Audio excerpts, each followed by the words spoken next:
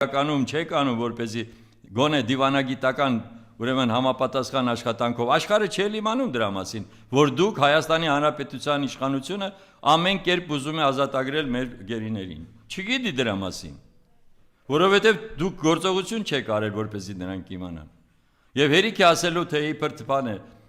ում վրա է բարձր գոռում, իրավունք չունեք, ինչ միլիարդների մասին, ինչ փախածների մասին։ Պետք է մնային, որպեսզի ցեղասպանվեին, նոր հոգիտ հանգստանար։ Այսինքն այդ մարդիկ պետք է մնային այդ տարածքում եւ Ալիևը պետք է յաթահանը հաներ նորից վերացներ մեր ժողովրդին, որ նոր հասկանայիք թե ինչ է կարել։